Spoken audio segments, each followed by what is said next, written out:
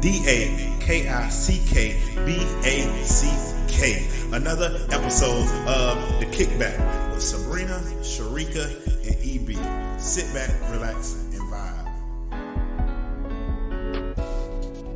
What's good, Kickback family? It's your boy EB, and I am here with two of my favorite, I'm gonna say it one more time for y'all, favorite people, Sabrina and Sharika, and you listening to some of your favorite people. Now, one of the things, because I think we talked about it last episode, for those of you who listened, if you didn't, go back and listen. You want to know who not breaking up? The Kickback ain't breaking up. We staying together and we still rocking. We ain't on the vibes of the Breakfast Club. We not, I guess you could say, backpedaling statement. So we not doing the moonwalk up out of here. But shout out to Angela Yee, to be able to have your own show, or own syndicated radio and podcast, or continuing her podcast. But shout out to her, if I'm not mistaken, the first person or the first Black woman at iHeart Media to do her thing in that way. And shout out to their owner, their CEO, whoever had to sit down with her to let her know that they saw something better and greater in her. But us three, we still rocking, and we're going to keep on rocking like that. So if you can't tell by the sound of my voice, my temp check is on a next level. I'll say I'm around the 85 to 90 area. The vibes. Shout out to the parents and grandparents and the siblings, whoever, the ones that be posting all the lovely pictures of the kids back in school.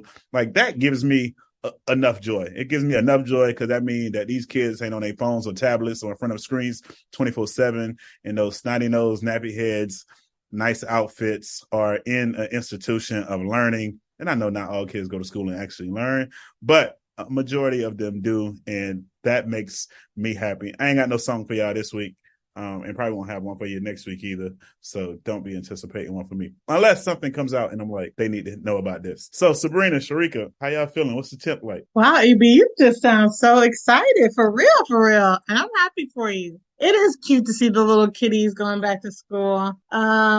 Even the little parents whose kids are just going to preschool, they'd be ready to post their little babies and celebrate their babies going back to preschool. Even though I thought, well, don't they be always going to the preschool even in the summertime? But you know what? I'm not going to rain on their parade. I'm going to let them be great and post their little babies in their little new school outfit going back to the same preschool they've been going to all summer. But you know what? It is an exciting time. My temp is, I'm going to go with an 80. I'm only excited because we're in the middle of August. Next month is the birthday month, but also that's when fall begins. And I love the fall season. Even though in Florida we don't get much of fall, I feel like I'm already gearing up for fall season, which is like one of my favorite times of the year. So I'm feeling good just thinking about all the things to come over the next few months, because, the fall season starts to kick off the holiday season. So I know people are like, I'm not ready to talk about Christmas. I'm not ready to talk about Thanksgiving and all that stuff, but those are like my favorite times. So, and we're at the end of summer and I'm ready for the fall. So I'm doing good. I don't have a song either this week. I was trying to think of one, but I'm just glad to be alive. What about you, Sabrina? Aruba, Jamaica. Ooh, I want to take you. Bermuda, Bahama. Come on, pretty mama. Key Largo, Montego, baby, why don't we go? Jamaica. I cannot wait. I'm 1 week away. Next Tuesday at this time, I will be at Sandals Resort, Montego Bay. And I'm excited because that is where Doug and I had our honeymoon. And when the pandemic finally got to a place where we were comfortable with international travel, and we were like, I've always wanted to go to Paris. Doug has always wanted to go to Peru, but we going back to Jamaica because we're so basic. Every time we thought of where we'd go, he's like, yeah, but the all-inclusive spot, it was everything. So I told him, this is the last time, Doug. We need to branch out. We can't be those people who just do repeat trips when there's a whole world to see. But I'm actually very, very excited. I will say that in the song, they give a shout out to Haiti, which I love Haiti. I've been twice. Beautiful, beautiful Island. And he says, Port-au-Prince, I want to catch a glimpse. So I'm like, okay, maybe Doug and I will run it to Haiti. Fondé is my favorite little countryside town. It's giving sunny and 75. And yes, when it says cocktails and moonlit nights, I'm going to be about that life too. Now, my friends will tell you, anybody who knows me knows I am not a drinker. In college, not only because when I was young with my church, I signed a covenant that said I wouldn't, but it's just, I'm like, I don't get it. Like, what's the point? I see drunk people and I feel like I have just as much fun as they do. And I'm not sick the next day. And I remember everything. Plus, both sides of my family has histories of alcoholism. And it's just, I don't know, the breath be stink. It's just not my vibe. But at Sandals, they give free little drinks. And I can't wait. I will sip something. And my husband always laughs at me because I'll sip on something my first drink was my honeymoon last time we were there. And I said, you know what, babe, I'm going to run it back. I did not like it. It didn't taste that great unless it was, I forgot. Oh, the Purple Rain. Yes. So I'm going ahead and saying Purple Rain. Those of you who are out there like, oh, aren't you a uniform? No, I don't. I told Sharika the other day, I'm going to become an adherent in my church so they can go ahead and pass me the blazer because I do enjoy the occasional, gosh, this is how like inept I am when it comes to alcohol. But what are the little things? Oh, the occasional sweet martini. And I can't wait to enjoy my Purple Rain in Jamaica. So that's how I'm feeling. Can't wait. And I also make this joke with some of my friends. I'm like, I only drink when I'm out of the country alone with my husband. That's like my little line that I said I'll draw. But yeah, I'm feeling great. I'm feeling fine. And I truly can't wait. Shrika, what are we talking about today? Before we talk about what we're talking about today, I'm like, I need to get out because I feel like I'm that person that goes to the same place, even though we really haven't been. Me and my husband really have, like I said before, we haven't been anywhere, but I'm like, oh, y'all been to Haiti? Never. I've never been to Haiti. Never been to Jamaica. I got to get out. And the all-inclusive sounds like where it is at. The all-inclusive is truly wonderful, but I will say the only place I've gone to like on my own international trip was 10th grade. We've talked about it before. My history class went to Italy, and then I went to Canada with friends, and I've traveled the countries, our like U.S., the U.S. With friends and things, but really most of my travel came from my old job. So I don't really count that. I mean, when I was younger, it was fun and exciting, and not to discredit many of those experiences that were good, but there's just a different vibe when you are traveling with those you love and with your friends than with like your coworkers and for work. Like, I don't even count some of those places because I didn't see them. I just saw the inside of buildings that I worked at. So Sharika, I can't say I've been that many places when I think about it that way, but EB has certainly, because he does it for work and he does it for pleasure, and you do it the way I want to do it. But I have my husband is I don't know how to describe it. The person who's just like, I know what I like and I want to do that. So I'm going to have to break him out of his shell. You're like, this has never led me wrong, and so why try something new? I get that. Why try something new? I get that. But yeah, I agree. Like, I've been a few places, but it's like, what have I done? Because when you're going for work or things like that, the schedule is playing for you, and it's usually not for pleasure. You're over there doing business and having things done. You get a little afternoon every once in a while, but really you be like, you're there to do whatever you came there to do. So I definitely get that. But yeah, you know, life is for the living, and I got some living I need to be doing. So, last week we talked about, we had went to a wedding. We talked about, Sabrina was talking about the wedding she's gone to over the summer. And I know EB has been to a few and is going to a few more, I'm sure. So I was thinking about that, as well as when we were talking about, the most hated guy on the internet, and y'all heard how heated I got about Charles and Charlotte, and how, you know, I felt like, come on, Charles, you ain't had your wife back. So I was thinking about that, and I also saw this little meme or this little conversation on Instagram. So I started to think about little gripes and little expectations that people have for their spouses or their loved one or their boo or their bae or whatever you want to call them. So I thought, let me bring up a few of them on the podcast and see what my people had to say about them. And of course, we know, we always like you guys to join us in the conversation on the socials. So if you agree with us, let us know. Or if you're like, you know what, they're tripping, let us know that too. So first one, I saw this online. Do you guys feel like you and your spouse have to go to bed at the same time? Do you feel like as a couple, like if the one is going to bed, I guess we both going to bed? No, our sleep schedules ain't always the same. And most times it's never the same, at least in my household. So that's an easy no for me. Just because like sometimes I come home from work and I go straight to sleep, and other days I want to stay up to 10 to 11. Some days I'm watching movies or a Netflix series. Other days I'm watching sports that goes into the wee hour, especially when I'm watching West Coast basketball. So games that start at 10:30, they don't finish until 1:30. And my wife Judith, usually probably already be knocked out. So, go get your rest. Focus on you. I'm interested to hear what Sabrina's going to say. What do you say, Sabrina? Well, I'm interested in what you think I'm going to say. Well, I'm asking because a lot of the comments on that post was like, a lot of the women were like, they wanted to go to bed at the same time. And a lot of the men were like, can I do my own thing though? Yeah, I think in our situation, it would be difficult because I am such a morning person and on the opposite spectrum at night. Like I literally have to take a nap if I know I'm going to be active after 9 p.m. That being said, my husband, he is more of a night person, but because he wakes up at 5:30 for work and at 5:00 a.m. for work on Fridays, like we kind of go to bed around the same time. So I don't really care. I think each of us can kind of take care of ourselves and knows how much sleep we need and we'll act accordingly. That being said, wait, are we allowed to talk about sex up here or we're not doing that? You can do whatever this is a grown. We're all married and obviously I won't be crass. But that being said, the only time I can think of in our marriage that I've been annoyed is if he owes me bedtime. He knows what that phrase means. I feel like sex is really important to our relationship and I don't want to go a certain amount of days without it, but sometimes life does get in the way and it isn't something that just naturally happens. Sometimes it has to be planned.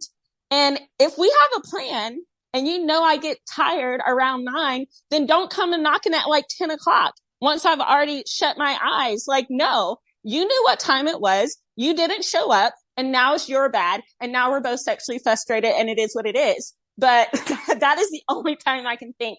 And that will happen if like he plays video games to like chill out and he can literally play until like midnight. And I truly don't care unless we have an appointment and business to take care of. And in that case, I do care and I will have an attitude. So yeah, I'm with Evie. Like, it doesn't really matter. If the bonnet is on, it's over. Honestly, I don't care. I can take care of my business with a bonnet. That is not the problem. The problem is like once you hit a certain sleep cycle, like you're groggy, you're cranky. And for me, I need a certain alertness so I can be an engaging partner. I feel like it really does take two. And why would either partner want to try to engage in that kind of activity if the other person is not doing, if they're super tired? Fair. Everybody has their own way. And I, as the saying goes, I'm not going to yuck anybody's yum, but personally, I want to have my energy and my wits about me. I don't want to be groggy and tired. So that's all I got to say about that. Sharika, what about you? Do y'all got to go to bed at the same time? Or? So, okay, so most of the time, we don't really go to bed, but I would love to. I would love to go to bed at the same time. And the only time, so I would love to, if my husband's going to bed, even if I'm not ready for bed, then I'll just go there because I'm like, well, he's going. I want to go with him. I just be like that. He will do his own thing. Every now and then if I'm in the bed, I'll be like, come hang out with me over here. But he'll be like, okay, or I'm coming in a bit. But most of the time, he be doing his own thing. I'll be doing mine. But in the mornings, when we get up, like, I like to lay around in the bed, and I wish he would lay around. But my husband, as soon as them eyes pop up, he is up and out of the bed, and he is about his business and doing all the things. And I'd be like, that's annoying. So preferably I would love to, but realistically it's not happening. But that is like a thing. People like really be upset if their spouse is not ready to go to bed when they're like, it's bedtime. Like, come on. And some people don't be about that. Maybe people get upset if the other spouse isn't respectful while they're getting ready for bed. Like if you're already asleep and your spouse comes in there 2 hours later and they flip on all the lights, or they have a blow dryer going or whatever. That is really the only kind of context to me that would make sense of why you might be a little bit annoyed. Otherwise, I mean, you have your whole life with them. You got dinner time to catch up. Why are we regulating each other's bedtimes? Isn't life regulated enough? You're not my child. You're my spouse. Don't tell me when to go to bed. Like, that would really annoy me, honestly. Yeah. I am that person that, like, if you disturb my sleep, I am pissed. I'm like, I remember when we first got married, like, at this apartment we were staying at, my bed, where I slept in the bed was near the bathroom, and my husband be like, always got to go to the bathroom. And why is the light shining in my face when you're like you go into the bathroom? You need to close the door before you turn on the light, in my opinion. Like, that's how I roll. Like, if I be trying to be the least disturbing possible because I cannot stand it. So I'll go in the bathroom, close the door, then he turn on the light. I'm like, we about to be having a problem. But I politely asked him, can you not do that? And he definitely changed that. Okay, next one. So the next thing is, I don't have friends, we have friends. Are you those people that's like, now once you're married, you're not together, like you don't have individual friends, I don't have individual friends, or we just now all have a collective friend group? Is that how it is? EB, what you got to say? Definitely, that's not the case. Now there ain't really no beef, but people, for example, people who she grew up with, childhood friends that she's still friends with, they're not my friends. Like, we can associate, can be cool, or I know them because of their relationship with my wife, but I'm not going around saying, oh, that's also my friend. Like, she knew her in elementary school. They didn't go to the same middle school. They didn't go to the same high school. They just always been friends. Her high school friends, they've been cool. Then that doesn't naturally make me their friend. Now, there are some people who are mutually friends of both of ours because of either we all came to know each other around the same time, or we got connected each other the same way, whether it be through church or social groups or interactions between mutual friends who was just like, hey, this person is cool. So we just naturally operated in that space. Or I think of one of our specific friends groups. I won't say their names so people on the outside won't get jealous, even though that's between them and God, because y'all know how I rock with that.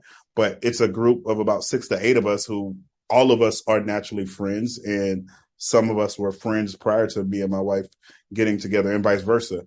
But they just, through our interactions and our gatherings together, whether it be vacations, weddings, events, spending time with each other, they've become friends on their own. But no, just because they're her friends definitely don't mean they my friends, because there's some of her friends who will never be my friend. And not in a bad way. It's just there would be no reason for us to be friends. We wouldn't be able to. We don't have common interests to be friends. So yeah, that's where I'm at. What about going forward? Can she make new friends without you? Of course. Like, she'll work at places where she'll meet people. She'll go places where she'll connect with people. Like, when her and her friends go out and they hang out with people, they hang out with other people, I'm assuming they will make friends. Like, but I don't have to be with her for her to make friends. I'm dang sure gonna make friends. Like, I'll be in places or spaces where I'll have people who she wouldn't be around, whether it be work trips and I meet new people, when I go on vacation, when it's just a guy's trip, I'll come across people who she never come across. Like, I know Sabrina said she's at an all-inclusive, so she won't never have to worry about it. But if you ever, anybody else who's listening, if you ever go to Jamaica, I got a driver for the low by the name of Michael. He may or may not enjoy smoking in his vehicle, but he will get you everywhere safely and in a quick manner. He also travels with a lovely firearm to keep all parties safe. And he knows the places to be at certain times, and he knows the places to not be at certain times. So I doubt Michael listens to the podcast, but if you do, shout out to Michael in Jamaica, in the lovely 9-10. I think we made it 14 people in that little small little minivan.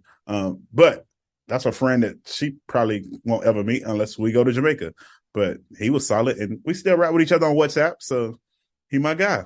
And we got connected by one of my other cousins who went to Jamaica before and got connected with him. And now on, several trips after that, me and him got connected.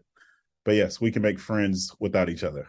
Sabrina, what are your thoughts? I'm wondering where these questions are going because they're stressing me out. I'm like, red flags. You got people controlling when people go to bed, controlling who they can be friends with. I'm like, yikes. It's the internet, girl.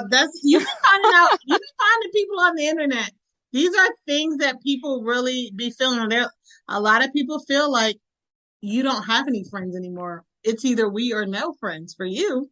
Even when you said that, my heart skipped a beat because it was just like, it's just such an unhealthy mindset to me. And I feel like it maybe comes from an insecurity. Mm-hmm. I don't know all those people's situations, but I can't think of a reason why I would go to somebody that I love and trust in. Well, maybe we're not talking about married. Well, I'm going to talk about married relationships because that's what I am. Why would I commit my life with someone that I wouldn't trust that they can decide when they can go to bed or who they can be friends with? Like, I just can't even imagine. I just can't. I will say I was going to say this is one of the things that I saw in there. They're saying that life is busy enough. My spouse is going to work, and now they have. So basically, they're like, why should they make time for other things when we're already busy and I don't hardly ever see them anyway? Once again, to me, that sounds like it's coming from this place of an insecurity that your spouse won't make enough time for you. And that's I'm like, you guys, you people, if you're listening, therapy is good for everybody anyway. I feel like everybody should just have a therapist. But if this is your mindset, go ahead and go to therapy and talk it out and see like the root of these desires or demands that you have. Because maybe it comes from a healthy place that I can't think of, but I'm thinking not so much. So yeah, there's the answer to my questions. Of course, it's okay to have friends. As EB shared, I have some friends that I've had long before Doug. I mean, two of the guys in my wedding, AJ, who was on the pod, we've been friends since 8th grade. AJ's basically family at this point. I'm always going to rock with AJ. My friend Patrick, I have friends that are female as well that I'm always going to be friends with. And Doug has other friends and we're married, but we are not the same person. Mm-hmm. There are things that I enjoy there's a way that I light up and kiki with Patrick that I will never do with Doug, and I don't expect to. And I'm sure Doug, some of his gaming buddies, literally he's been friends with them 11 years. I don't know them. Honestly, I have no desire to know them, but I'm glad he has that little space in his life fulfilled. I can't fill that hole and I don't want to. So I'm like, let people have their friends and you have your trust in your partner, or just don't marry them. How about that? Sounds like a plan to me. I agree. There's people I've known forever. There's people like that I think, like EB said, my husband will have no interest in being friends with. No shade to them. It's just like they don't have common interests, as EB said. And it's just like they don't really have, like, if there's a birthday party or something, they may see each other there, but it's more, hey, how you doing? And that's pretty much it. So we do have separate friends, but I think most of the friends that we are around are common friends. But we do still have our own friends that are outside of our relationship. Number 3, can I answer for we? I'm going to go quick on this one just because I can have a long-winded response. But for the quick version, yes and no. Yes, because some certain things, and I say certain things, there's a decent amount of things that my wife knows about me and knows what I like and what I don't like. But then there's certain things it's like, that probably would have been cool. Like, for example, when we're doing outings, and I say outings, if it's a vacation trip, if it's a show that somebody's going to be in, if it's a concert, if it's a sporting event, those are kind of like automatic yeses a majority of times. And then I say no, because sometimes because of the surprises that I have, she may book something like we might double book each other, and it's like, Mm. ooh, we probably should have talked about that. And that's the reason why I say no. And then it's sometimes where I just don't route with it. I know I said this in a past pod, but you rarely will see my wife and I double date with just any and everybody, just because some relationships don't last. I prefer double dating. Not saying people don't get divorces, but if I do double date, I prefer dating married couples or people in real deal serious relationships. Now, when I say that, those of you who are boyfriend and girlfriend, that's not saying me and my wife won't go out with you. I just don't want you to waste my time. Because usually we enjoy picking up bills or picking up tabs on certain things. So I don't want to pay for two people who about to argue when they get back in the car and then not even going to be together in a couple months or so. That's going to hurt my bank account. Not really, but figuratively speaking, that's going to hurt my bank account. So that's what I would say. And then since this podcast won't come out until after the event, like this Thursday, for example, if my wife would have booked something for this Thursday, the 18th, well, she doesn't know that she's going on it. It would have messed us up. But she loves the 85 South show. She loves DC Young Fly and Carlos Miller. So I have us, because I like them too, but she enjoys them, I would say a tad bit more. But I got us front row seats to go see them in Orlando this Thursday. So like, front row, like, well, we can stretch our hands out and touch the stage. And so if she would have said yes to something else, then that would have messed us up. Then I would have had to come back and say, no, we can't do that because we got something more important to do. So yeah, that's my yes and no. Oh, I love DC Young Fly. That's going to be fun. It's going to be a good time and a hot mess as well. Sabrina? I don't know who that is, but I appreciate Evie's efforts. It just gives me joy to see him do things like this for his wife. Yes, for the surprises. I agree with Evie in that situations just dictate. If there are things that we've already discussed or things that I just know, of course.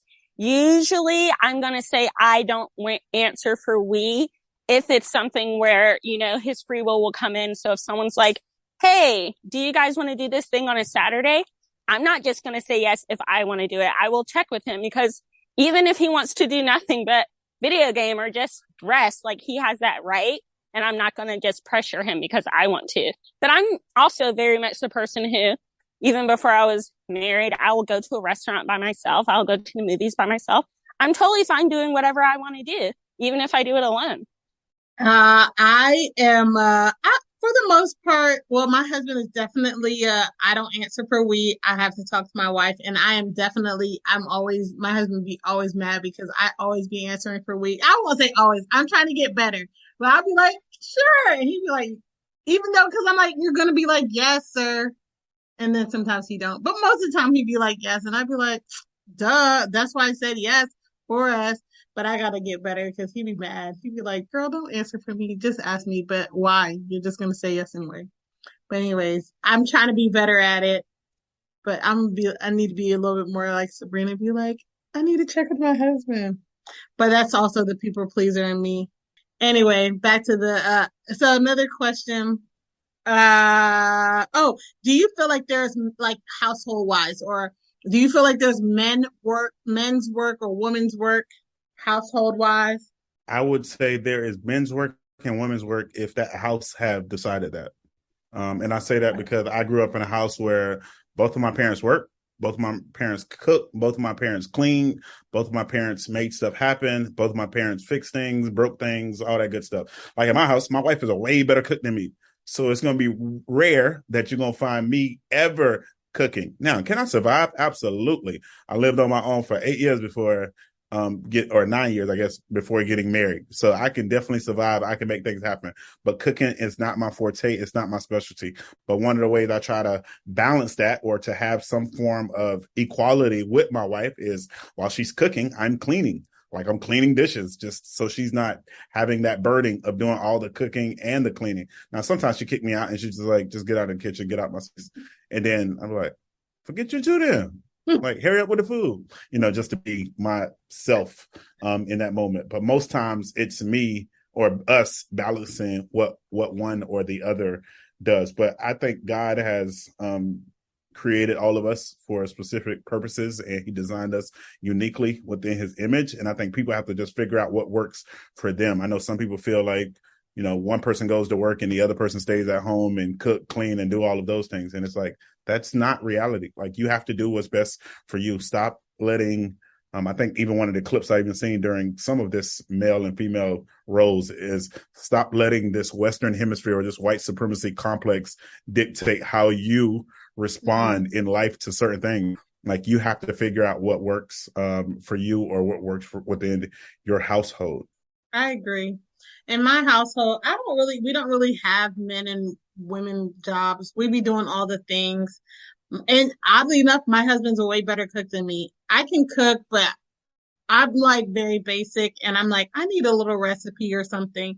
Sometimes I can make things up, but it's usually not that great when I try to be creative. But my husband is very creative and he is really good at like figuring things out.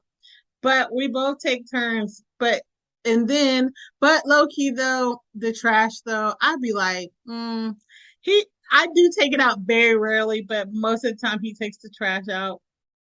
But I that's probably like the only thing I'll be like, I don't be feeling like taking the trash out, but my husband mainly does it. But I will do it every now and then. Maybe I need to step my trash taking out, but for the most part, we share all the duties. We be doing all the things. I think you guys have nailed it. It really comes down to what you guys have discussed and are comfortable with.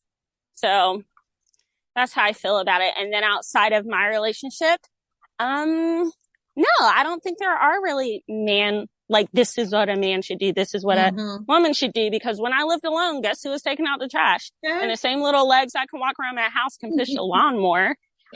It just so happens in my house that I actually really love to wash the dishes and I love to wash them by hand. This was an adjustment for my husband because he's used to using his dishwasher, but we haven't ran that thing in like 3 years because I don't use the dishwasher. I feel like washing the dishes makes my hands really soft. And growing up, my mom had this little thing, this poem in front of the dishes that said, "Thank God for dirty dishes. They have a tail to tell. While others are going hungry, we're eating very well." So every time I'm washing dishes, I just have like such gratitude for the fact that I have dishes to wash. It's like another just little moment for me.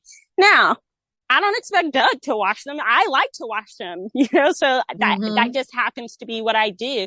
He loves to do yard work. I particularly don't love to do yard work. So some of those things just fell to us naturally that if Doug ever hurt his foot or was like, "Hey, I'm tired. I don't feel like mowing. Can you mow?" I wouldn't be like, "That's your job." It's like, no, am I being fake? Would I? No, our yard is small. I feel like I might talk a little trash, but I would do it. I would. I would still do it. Thank God we don't have that lawn care right now where we live. But I was thinking low key, if that was on the table, I don't know. I would be like, do I have to? And that's fair. Totally fair. All right, guys, I have 2 more questions and then we'll be moving on. Do you feel as though if you have beef with somebody, is it automatic that your spouse has to have beef with them too? Or can they be cool with them if you have beef with somebody? So for me, I think it depends on what the beef is. And I know some people are going to be like, "Nah, EB, you tripping. Like if your wife beefing with her, you better be beefing with her too." My wife might be beefing with her because she got snatched on in traffic. Like somebody snatched on you and now you up in arms about what this person did. Or it might be something that you've been holding on a grudge to since middle school because she said XYZ or he said this, that, and the third. Now, if it's something serious, then of course, and I know people might be like, "Well, what would you deem serious?" Like if it was, for me at least specifically, if somebody ever called my wife out of their name, that's going to be an issue probably for a long time. Yes, I know all my lovely church folks, we should be forgiving and loving and all that, but I don't have to be a friend with you to love you. Just always remember that I can love you from a distance. I can love you from afar, but I don't necessarily have to be your friend. Now, there are some issues that are extremely petty that I'm just like, no, we're not. We don't have a problem with them. You have a problem. Or it might even be something as simple as you're actually wrong in this case. And that's what sometimes people need to work out within their own relationships or within their own friendships, whether it be you and your significant other, you and your spouse, or you and your friends. Sometimes your friend or the person that you're closest to, they're wrong. And you have to let them know they're wrong. Accountability. That's the word of the week. Accountability. Let that be the word. So if my wife is wrong in a certain situation, I'll be sure to do my best to hold her accountable and let her know that she's wrong and that there is no we in this moment because I can't support or encourage this type of behavior or attitude from you. And then it'll just be something that we discuss later. Now, there are some moments where it's like, forget everybody. Like, and that's what type of vibe we on, and that's how we gonna rock it. But I don't really have that. If people who know me, I try to live my life with no beef for any and everybody, and you'll see why, because I'll expound on that later. But the way that the world is and how crazy and chaotic the world is, like, trust me, I don't have beef with anybody. I'll talk to you in person when we see each other. We'll have our disagreements. As long as you don't put your hands on me, I likely won't put my hands on you. Or as long as you don't get in my space where I can put my hands on you, then, that's where we'll be at. But I don't have no beef. I love everybody. Peace, love, and happiness, people. But yeah, it ain't no we unless the reason or the situation deems it necessary to be a we situation. How about you, Sabrina? I love that journey for you, Evie. Unlike Evie, I have several beefs with several people. But the thing is, all these people know I'm not somebody who holds on to something and doesn't try to look for a resolution. I will, as Evie does each episode, expound on it, preferably face to face. Very rare through like a text or a DM, because I want like my full meaning and energy to be heard. In some cases, it's been an email, usually face to face. But then after that, it's like the title of our episode a couple of episodes ago. Sorry, Miss Jackson, doesn't he say, let bygones be bygones, and you can get the hell on? Yeah. Oh, so that right. Yeah. That's very much my vibe. Like, I'm going to say my piece, and then I'm going to have peace. I'll even listen to your piece, but you're not always going to agree, and like agree on what the resolution should be, but we can move forward in different directions as Christians. I don't think because I'm a Christian, I have to, reply to your DMs or whatever else the case may be after the fact. Like, let's just go our separate ways. But because of that and me knowing myself, I just agree once again, this is one of those problematic questions. Like, no, I don't have to be mad at everything you have to be mad at. In that case, I could have married myself, and God forbid. I'm glad I'm not married to myself. You're your own individual, and together we are stronger as people. Like Evie talked about accountability, and golly, the things that Doug gets upset, it is very rare. I don't think I've ever heard him have a grievance against a person. He's just not wired that way. He has grievances against like objects and things that we've already discussed on the podcast. But if Doug was mad at everything we'd be mad all the time. And we've had too many people to be frustrated with, a lot of times I need to work those things out on my own. And, he shows me that part of God that really can put things in the sea of forgetfulness and just have like this overwhelming love and understanding for people. And I show him the part that's like, no, there needs to be justice done. People need to be held accountable. If so-and-so does this really effed up thing, I'm going to call them on it, and then I'm done with them. So we have a beautiful balance in between. Sharika, how do you feel about? I'm that problematic one. That's me. No, wait, let me say, and this is what I said when you and I were going back and forth about it.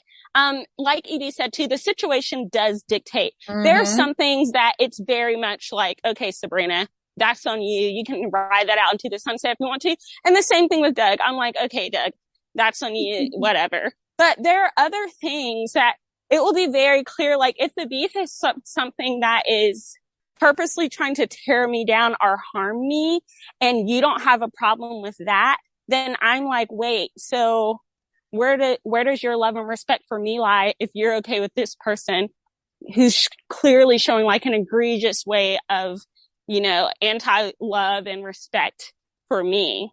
Like, we can't be supporting that. So I see where you may be coming from, but situation can dictate. Take it away, Sharika. I agree. I would say for me, for my husband, he's like you're saying, like Doug and like an EB. My husband, I don't know who he has a grievance. Like, he is really low key. So if he does ever have a grievance with somebody, I don't know who or what, but I'm on his side. Because if you done took it to the level where my husband now has a grievance with you, I got a grievance with you. But also, actually there was one person, and my husband like really barely ever talked about that person doing wrong to him, but I still looking at that person sideways, and I let it slide a little bit because my husband let it slide and he didn't take it that serious. But if he would have turned up, I'd have been turning up right there with him. But yeah, for the most part, because I know that my husband is reasonable and rational and he doesn't really get turned up on things like that, I'm like, okay, I take his lead. But if he's leading that we're down the road of we're turning all the way up, I'm joining him. No questions asked. But for me, I'm a little bit more ridiculous. So I don't expect that my husband follow my ridiculousness because sometimes I am ridiculous and I know that. And part of me feeling the freedom to be a little ridiculous is because I know my husband is not going to be following my ridiculousness. So is that balance. I'd be like, I can put a little extra sauce on it because I'm like, he's just going to be like, girl, you're acting ridiculous. And I'm like, yeah, you're right. But if I knew he was like one of those guys that are like, oh, we turning up, then I'd be like, dang, I can't do it because now will be leading us into trouble.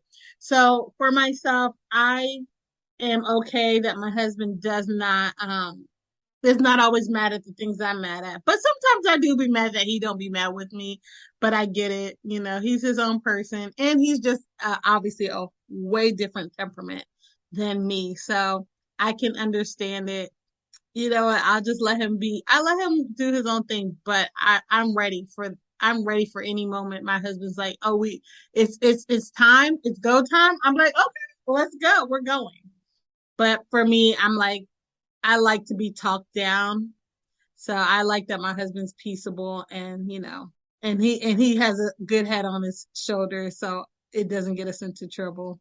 So I think we've answered this last one that I was going to ask. And basically, EB kind of talked about it. Like if your spouse is wrong, are you joining the wrong, or are you be like, no, you know what, we're not doing this. That's you're wrong, dear. Or are you like, you know what? We're going to be loud and wrong together and I'll tell you later. Which one are you, EB? I know you shared it a little bit, but are you going to be loud and wrong in I'm person? definitely not gonna be loud and wrong. That's super dead. People who know me, I'm going like, and I'm not saying we sit here and have open disagreements in person, me and my wife, but y'all know me. Like I'm gonna stay on the side of right at least 9 out of 10 times. And I say that because sometimes I mistake and sometimes I'm either misinformed or sometimes I just make a wrong judgment calls. And then on the back end, I'll see that I was wrong. And most times I'll admit it publicly if it was something that happened publicly. If not, I'll just have that conversation with one of those individuals that it may have impacted or influenced in some way, shape, or form and say, hey, that thing that I told you or the thing that I said, I saw that I was actually wrong. Hopefully you understand that and you can share that with whomever or however. So we definitely not going to be loud and wrong. If you know me, I don't even like being loud and wrong by myself. So definitely not going to be loud and wrong with somebody else. That just ain't going to happen. I'll be loud and right all day though. Very much true. And also, Judith would never be loud and wrong either. So that relationship kind of works itself out. Yeah, no. If he's wrong on his own and vice versa.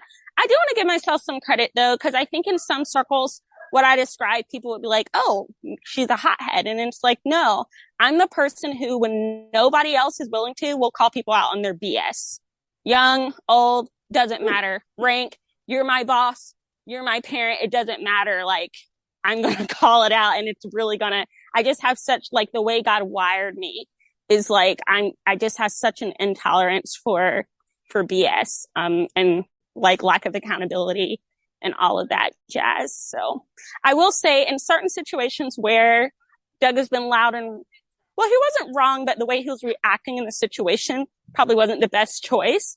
In public, I was the opposite, but when we got in the car, I was like, absolutely, babe, that's right. You turn up for this situation. But that's because, you know, also like the way we navigate the world is different. You're talking about a white man who's in a weed store in front of a cop, yelling at everybody, cussing at people, telling them what he's going to do with lawyers, and me. Like the reactions are literally no one was like reacting in the way I truly believe they would have reacted had it been me. That in that case, the store had wronged me and he was coming to my defense. And I was loving it, low key. So yeah. Yeah, I think for, like you were saying, with being Jewish. Like my husband's rarely ever going hard for anything that he's rarely going hard for anything, whether he knows it or not. He's just more laid back, low key.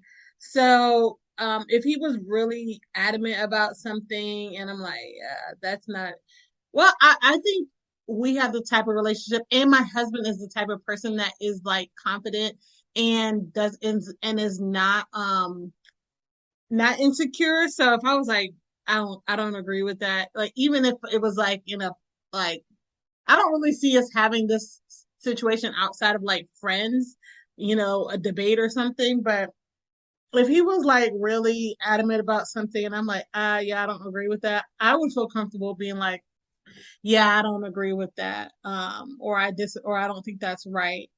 But that would be very rare that I can see that happening. But yeah, I'm not gonna join in and be loud and wrong with him. And he's definitely not doing that with me. He will be like, girl, we're not doing that. I remember when I was a teenager, we were working at camp and me and this guy were getting into it and he was like, if you don't, girl, you sit down. Like you about to have both of us be in a fight. And I'm just like, cause he is like, the guy is way bigger than me. He's like standing over top of me, like pointing down. We're arguing and I'm fussing and fighting.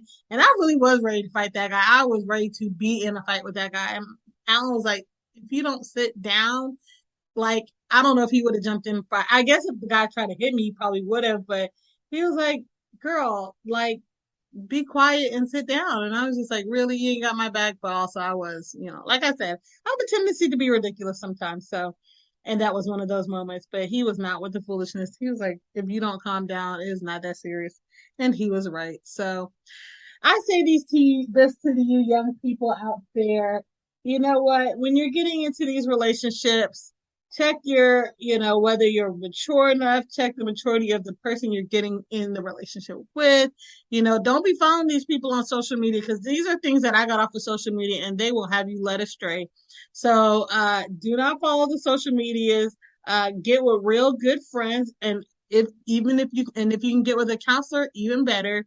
But get yourself sorted out before you get in a relationship having these unrealistic expectations for your partner, because it probably won't end very well.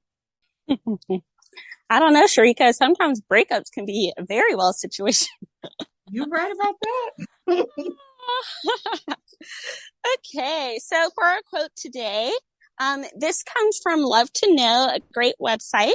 And this quote says, good relationships are no accident. They are a work of joy. I'm going to say the last part again. They are a work of joy. Healthy, strong relationships, it takes work. And it doesn't take work from one person. It doesn't take work on one day or like before you were dating. It takes work for the rest of your life. Now, it can be joyful work if you are wise about it going into it and you're willing to do it. Like we were at a dinner one night and Sharika was there and we were with a couple of married couples and we were debating this concept of, well, do relationships take work or not? And I was like, well, it's not hard work because for me, it doesn't feel hard. I love him. I went into it knowing it would take work. So it seems easy, but there is debate about if it's hard or easy. Either way, it takes work. Make sure when you're choosing that person, especially your forever person, it's somebody that you're willing to put the work in with. If they're going to do one thing or two things or have a personality quirk that you're just not going to want to work with, then probably not the one, unless you want to be married a lot of times. All right, Evie, what are you expounding on today? So I am expounding on 3 quick things, actually 4 now, after what you have shared with us. So I remember telling somebody who actually just recently got married, I said, you probably have heard people say that not every marriage is perfect. And I say, every time I hear that, I don't know why, but I just cringe because I'm like, well, if I love God and I'm loving my wife, then what else is there to do? Now, will there be some mistakes? Will there be some disagreements? Where there might even be some arguments? But that doesn't cause for imperfection. That just cause for arguments and disagreements and frustration at times. But the love is still there. So when people say that, I'm just like, let that noise just die out. And as long as you're loving God and you loving your wife, then there's nothing better than that marriage. So I agree with you, Sabrina, with just saying like that's not really hard work. It's just we grinding at it now. When you're trying to compare what you got to somebody else, or you're trying to do everything else that other people doing, then that's when it becomes a task for you. Because when you're not doing it, then you just feel like you're failing for whatever reasons, and then it might feel like work. So just love your spouse and keep on grounding. So the 3 quick things that I am just sharing with you guys, and I won't expound too much on any or all of them, but there is some things just for you to know because you probably don't know about it. But the one and the only, Nipsey Hussle finally got his Hollywood star on what would have been his 37th birthday. If you don't know who Nipsey Hussle is, then you can go do your own research and know who he is, because I'm not going to give you a history lesson on the great Nipsey Hussle. So shout out to him. Even though he's no longer physically here with us, but he still continues to make an impact all throughout the music world, and especially in his home state of California. So for him to get a star on the Walk of Fame, that's dope. And shout out to his sister, his grandma, his fiance at the time, of course, Lauren London, and those who are close to him to be able to be there for that situation. Another one, the NBA, the National Basketball Association. You know, sometimes people just say certain words, but they don't always live up to it, or they don't match those words with their actions. So in past years, you may have seen or heard how the NBA, in some of their arenas where there were no games, they would use that as a place for people to register to vote, or they used it even as polling locations for their arenas, or even just a place for people to convene at and meet and then get shuttled to their local or respective shuttle, I guess you could say, or voting booths. But this year, to encourage fans and all players and staff and personnel to vote, the NBA won't hold any games on Election Day this year, and possibly even moving forward. So this year on the lovely election, for those of you who don't know it, and I know we're going to probably be talking about it in coming months, but November the 8th is election day for the 2022 midterms. And they just going to say, hey, we're not going to have no games on this day for y'all to get out and vote. So for those of you who love basketball, you love sports, just know that Tuesday night, you won't be watching no game. Hopefully you will be doing your civil duty and voting. And for those of you who can't vote, yeah, it sucks. Just pray for our elections, I guess. And then the last and final thing that I'm expounding on, and I said it earlier, of like how everybody don't play the same, and sometimes that's why you don't have beef with certain people. Now, I know it's some people who ain't living their life, so you can have beef with them from now until the end of time, and nothing gonna happen to you. But a teenager in the lovely state of, you guessed it, Texas, 17 years old, is charged with murdering a woman 52 years old as she visited her son's grave on what would have been his 22nd birthday, as her ex-husband calls for the death penalty for this young man. Now, this kid who killed the mom, or this teenager who killed the mom, is also the one who allegedly killed her son. So not only did he took it to the extreme of like, I already off you and hopefully the beef is done, now he killed the mama on her just chilling at his grave site on what would have been his 22nd birthday. And I say kid because he's only 17 years old. And it's like, one, I don't know what possesses somebody to have that much hate or malice or hostility or evil or demon possessed, whatever you want to call it, inside of them to kill another human being. But whatever beef him and the other kid had, he felt like that it caused for that, or whatever beef they had, it caused for that reaction. But to kill his mom, like at the graveyard, like what, like at the cemetery, like what do you get out of that? And that's one of the reasons you probably won't see me going back and forth with people, just because the way that guns are just so readily available in our society, and the way that people of all ages, all demographics, all cultural norms, whatever, like just sense just seems to be out the window. Like people just literally don't care. And I guess you could say the lack thereof or concern for other human beings seem to be non-existent. And it always has been that way. So I don't think it's just 2022, because don't forget, people, we had slavery, we had genocides, we had lynchings, we had all types of stuff. So this ain't nothing new. People just always been crazy. But it's just wild. And the best way possible, I just try to love everybody and stay out of people's way. And I know sometimes the people who stay out of people's way also get caught up in the mixed fire. So my words of wisdom to you guys is do what you can in this world to leave some form of a legacy where people can remember you by. That's from the expounding of Nipsey. make sure you tap into your midterms election and do what you can as far as your civil service and voting. And then last but not least, if the beef seems to be real serious, just know it ain't that serious. My word for the rest of this year, or my phrase for the rest of this year, is it ain't that deep. I don't know what it is for you, but trust me, it ain't that deep. Live a good life and be the best influence that you can on other people. And for those of you who are okay with firearms, stay strapped and be safe, because these streets don't care nothing about you. That's all I got. Any final words for the people, Sharika, Sabrina? Wow, that story is wild. I had not heard it before, but that's wild. And I just want to know, why is he out? He's I think they finally got arrested him now and then charged him, but when he was still on the run from the time he killed the son. So wow, that's crazy. Yeah, this world is crazy and people are crazy. And that's a very sad story. Do y'all have any recommendations today before we head out? What are y'all recommending? I have a recommendation, and I know it won't be for everybody just because of and I say flashback, but just the different stuff that I've seen in this film. But there is I like it, but a solid Netflix series, or I guess a series, because like 6 episodes, really quick and short, like 30, 35 minutes or so, but it's called Keep Breathing. It's about a young lady who gets in a plane crash with 2 other people, and then she got to use her lovely childhood memories of mom, dad, what seems to be Girl Scouts, because I don't think I ever said it in the show, survival skills to make it out alive. So Keep Breathing on Netflix. That's what I got for the people. Okay, that sounds like I am looking for a few Netflix things to watch. And I also have a Netflix. It's a romantic movie called Wedding Season. So that's my recommend for you guys. Well, that sounds very feel good. You know me. You know me. Yeah, those are pretty strong. I'm actually recommending a financial literacy program called Of Color.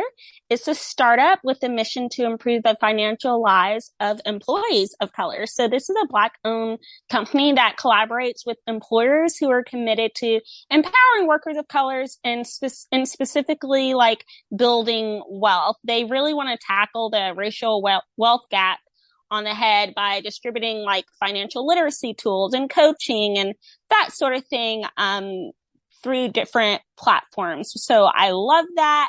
This is an opportunity I've had through my employment, which I just think is beautiful. They have a whole library full of culturally relevant written and video content that drives financial literacy and just a community to connect with. So yes, this is a recommend to check out Of Color, especially if you're a business owner or you have power, cough, cough, Sharika, in your employment community to set something like this to partner with Of Color for your workplace. And I just want to give them a shout out too. So it's a recommend and it's a shout out. Thank you for what you're doing, Of Color. That's all we got for you. Hopefully you dive into those recommends and you apply them for your life, and you already know what it is. I got a quote for y'all to close out today outside of our normal closing, but the most serious failure of leadership is the failure to foresee. So if you see something about to happen, it's a good chance that it's about to happen, and you might want to run before you get a chance if you can't fix the issue. So as always, if life tries to knock you down, make sure you kick back. Until next time.